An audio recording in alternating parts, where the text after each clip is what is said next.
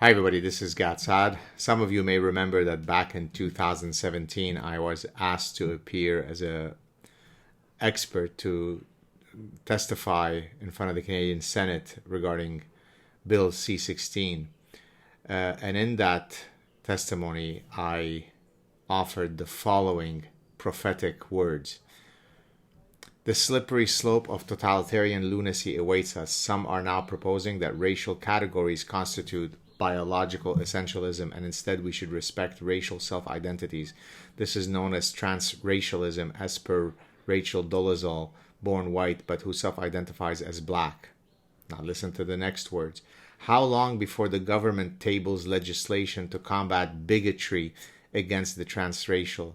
What about fat phobia? There are many more Canadians who are overweight than transgendered, and the collective abuse that they experience is sizable. Should the government legislate such hate, the road to hell is indeed paved with good intentions. So I read you this small passage because I wanted to point to the fact that the next glorious and noble frontier of collective Munchausen is for people who are overweight to argue that they should be protected legally from fat phobia and fat hate and so on. And again, remember that I'm allowed to say these things because until the age of 21, 22, I was the model of a godly creature, 4.3% body fat, but then I ballooned up to 256 pounds, a lightweight sumo wrestler. So having been differently weighted, I'm allowed to comment on the lunacy of the body positivity movement. I also explained this in The Consuming Instinct, my 2011 book, whereby I talk about the so-called fat acceptance movement, and I briefly refer to it in The Parasitic Mind. It's perfectly reasonable for people to expect that others are going to treat them kindly and not be overtly impolite to them, and certainly not institutionally engage in bigotry against them, right? I mean, if a landlord says, I don't want to hire you because you're overweight, well, that's not a good thing. But if people decide, I don't want to mate with someone who weighs 4 times my weight, that's not called fat phobia. It's called people have the individual personal agency to decide whom they are attracted to. Okay. In any case, I wanted to read for you today, exactly as my prophetic words stated in my Canadian Senate testimony. Here's by the way, it's almost impossible to know, if you didn't regrettably know that this person was being serious, that this wasn't satire that I generated. So this is published in the Philadelphia Inquirer, and bear with me because I'm going to go through the article in quite a bit of details. So here we go. This is the Philadelphia Inquirer. It just came out. This is not just came out. This is July 3rd, 2019. To end fat phobia, we need to dismantle Western civilization, says Philly therapist Sonali Rashatwar, the activist therapist who posts as the fat sex therapist on Instagram, discusses the philosophies behind her popular posts. So here we go. So Sonali Rashatwar hadn't planned on being a therapist growing up. Her career path, she explained while sitting in the waiting room of Radical Therapy Center, the practice she co-owns in West Philadelphia, just kind of opened. Rashatwar, now 31, endured an abusive relationship in her early 20s.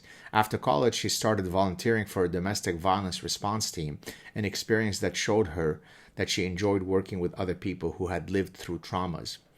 Quote, all of my work is to better understand what I've experienced, close quote, said Rashatwar, who graduated from Temple University in 2011. So all of her work is to understand her own experiences. It's not to help other people. Okay. Quote, it's almost like I'm healing younger versions of myself by trying to find language to describe what happened, close quote. As the fat positivity movement has gained momentum, so too have debates around how fat folks should lead healthy lives. Rashatwar, though, considers how sizeism is affected by racism, misogyny, classism, homophobia, transphobia, and ableism, and she counsels people against intentional weight loss. I'm disappointed that she didn't add Islamophobia and some words in reference to climate change. Because remember, the reason why people are overweight today is probably due to lack of solar panels. I'm sure there is some link there somewhere. She pointed to the work of the artist activist Ashley Shackelford, who has written that wearing clothes from the boys section growing up when many items for girls didn't fit altered how Shackelford experienced gender. Rachatwar, who noted that people may perceive feminine bodies as more masculine if they're fat, feels similarly about her upbringing. Being big and being the eldest child, she said, made her feel less like a girl growing up.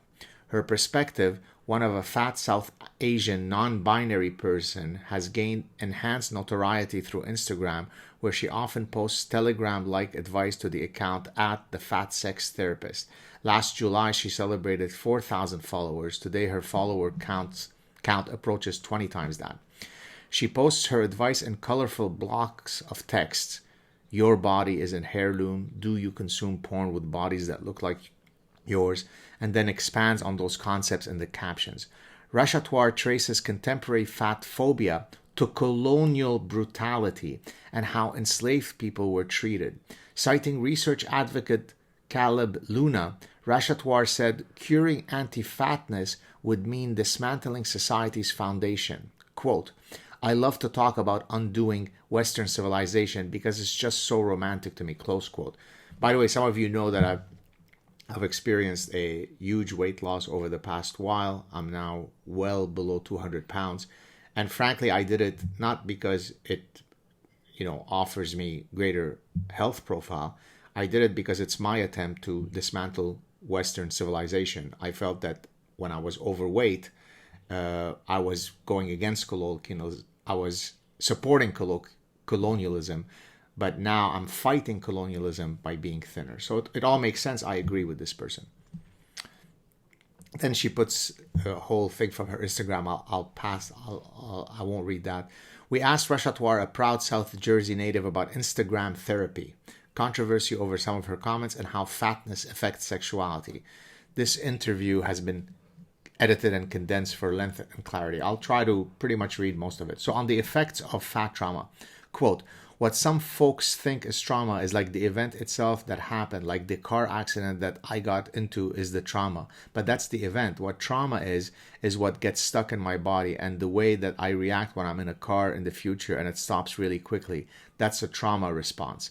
And so when we internalize fat phobia and we really personalize a fat traumatic experience, it can impact our sexuality by making it uncomfortable to receive a hug because people feel like, quote, the person hugging me is probably so repulsed by touching my body. Let's just get the hug over with quickly, close quote.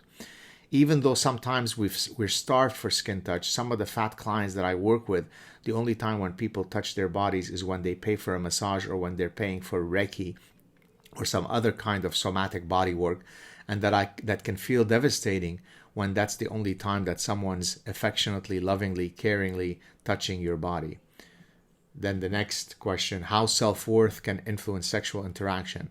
When we touch someone to experience shame based on your body, whether it's about race, body size, disability, and we internalize that shame, we internalize the sense of our body having less self-worth than other bodies.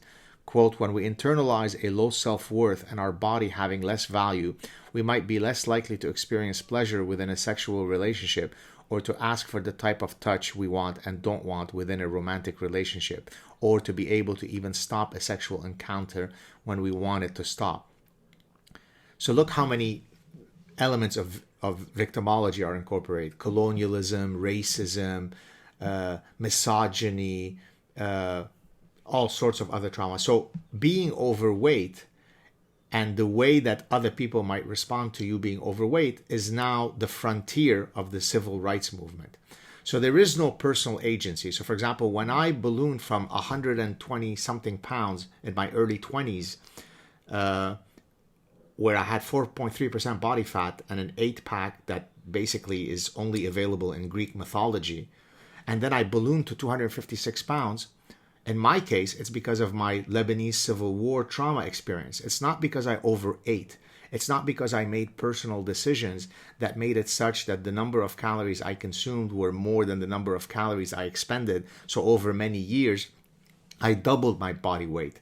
I was simply the product of homophobia, transgenderism, transphobia, Islamophobia, Jewphobia, Lebanesophobia, and the rest of it. Okay.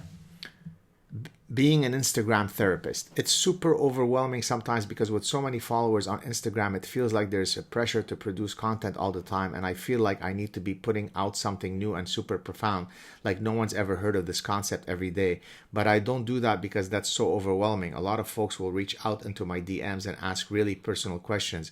It's also really gratifying. So when I post really, really political and radical content where I'm talking about like being anti-cop and anti-US government, anti-military, folks are like, whoa, I never heard these ideas before. So now look, now her overweight status is linked to anti-police brutality and anti-colonialism and misogyny and militant feminism and Palestine. You see how they all kind of coalesce?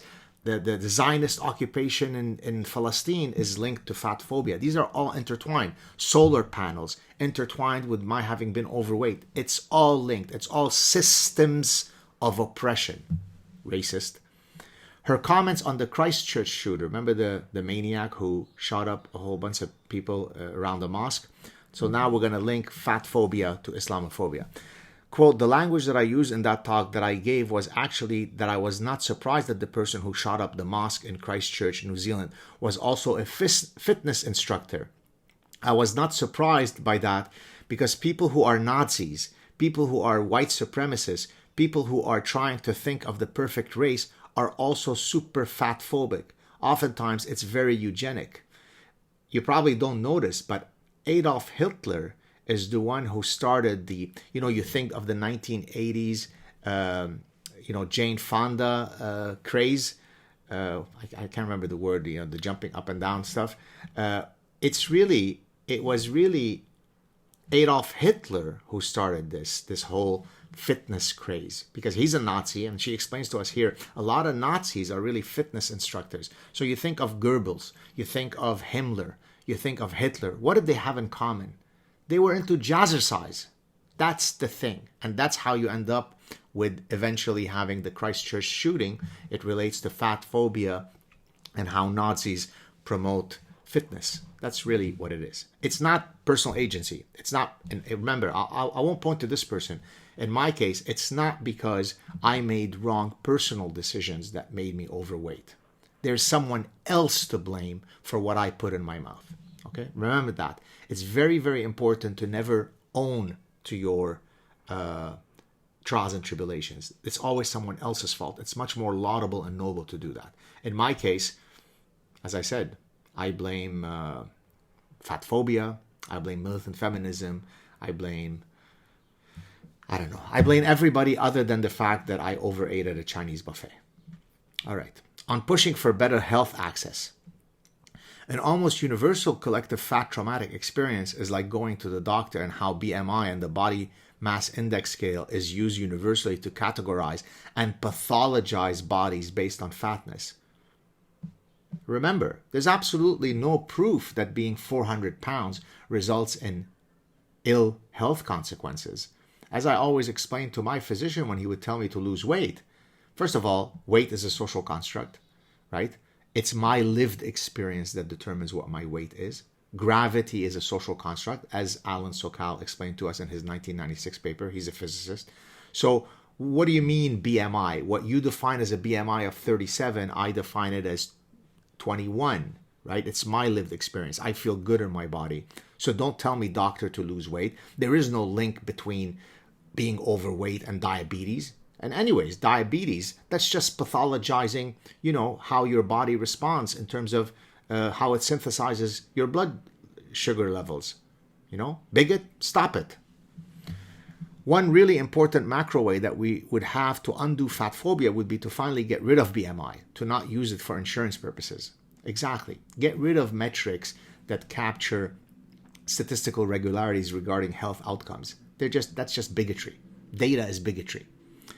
Because people who are of my BMI category and up are denied insurance coverage, are denied life-saving procedures and medication, are denied gender affirmation surgery. So look, now it's related to transgenderism. Are denied all kinds of things that we deserve access to, fertility treatments and IVF. That's one really big macro way that I could think of, because BMI has already been debunked. Okay, there is no proof that being overweight There are tons of people who reach 100 years old that are, 3, 4, 500 pounds. It's just they're shy. They don't want to advertise that they're sumo wrestlers and they're 100 years old. But the data is very clear. Being 400 pounds in no way affects your trajectory of health. That's just fat phobia. Quote, the fat word. I always respect the language that people want to use. Even when I'm working with a client, I'll say, I'm comfortable with using the word fat, but if there's another word that you'd like to use, I'd be more than happy to use it. That's why I was offended by her use of fat, because I'm progressive and I'm empathetic, and I've always used in describing myself differently weighted, right? There is no fat or thin. There's just a panoply of rich phenotypes. Some people are thin at 600 pounds. Some people are overweight at 100 pounds. Anorexics can be fat, and sumo wrestlers can be thin. The language that you use creates reality. As my hero Jacques Derrida explained in his Deconstructionism, language creates reality. And as you know, if you've read The Parasitic Mind, that which I call the sun, the sun that rises in the east and sets in the west, a postmodernist might call dancing hyena. So who are we to say what is the sun? You get it? And so sometimes I have clients willing to use a word like fluffy or curvy or even plus size. This is why, by the way, I went, when my physician would tell me to lose weight because I'm overweight, I used to say, please, doc, I'm not overweight, I'm fluffy. And that's fine. Oh yeah, okay, where am I? I'm happy to use different language, but I will challenge and I will ask, what is it? Where are the genetic memories attached to the charge of this word? Because the word itself doesn't have to be emotionally charged, but there's stuff there that we should explore together. Then she posts another example of a Instagram thing, and I guess that's it. So what are we going to conclude from this? Number one, fat phobia is related to transphobia. It's related to colonialism. It's related to misogyny, related to climate change. It's related, she didn't mention it, but I can clearly see links between fat phobia and Donald Trump, as my good buddy Ham Farris would certainly argue. Before Donald Trump came into power, you had no overweight people in the US. Now look at the obesity rate today, right? There is no link between Donald Trump and obesity, you're going to tell me? This is insane. Only a bigot would think that. All right, let me stop for a second with the satire and sarcasm and get serious for a moment. Although my satire is actually quite serious in describing the idea of pathogens. This is part and parcel of the victimology ethos. It's a lot harder. Okay, believe me, I started on January 1st, an incredibly severe diet that has taken me, so when I started the diet I was 229 and I'm now 196, but as I said at my heaviest I was 256. Every single day I experience hunger. Every single day I experience the endless Darwinian desires to walk into the fridge and get some food, but I stop myself. I stop myself because I need to lose weight, because it is healthier for me, all other things equal, to be thinner than heavier. It improves many of my health profiles, one of which, of course, is your blood pressure. And so by promulgating the message that this lady is promulgating, partly driven by her own narcissism, right? Because she's saying, look, I'm overweight and I don't want to recognize that there's any element of personal agency in my being overweight. Therefore, you are to blame and you are to blame and this system is to blame.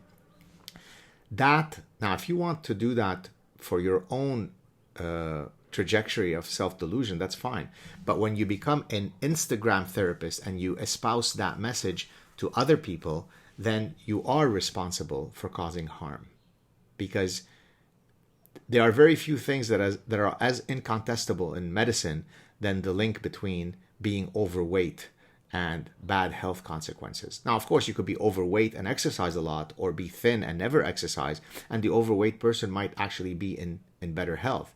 This is like arguing, but my Aunt Linda is taller than my Uncle Joe, bruh, so therefore it's not true that men are taller than women. These facts are true at the population level, notwithstanding the fact that your aunt is overweight and she's lived to be 92. Smoking causes lung cancer, even though your Uncle Joe smoked till he was 89. So the reason why I weigh in on these things, because again, think about the number of overweight people that there are on Earth. A lot of people.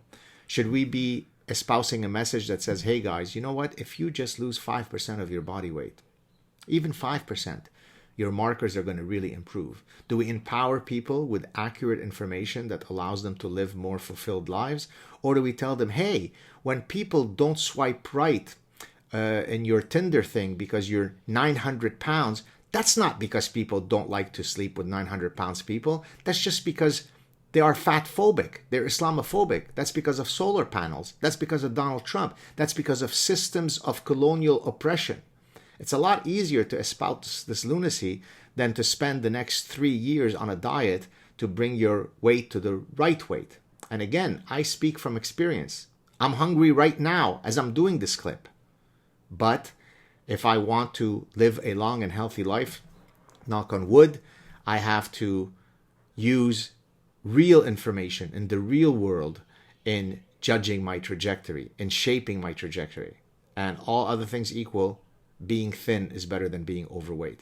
So shame on this person who proclaims herself to be a therapist helping others in promulgating a narrative that only serves to assuage her own difficulty at losing weight. That's what malignant narcissism is. Have a good day, everybody. Cheers.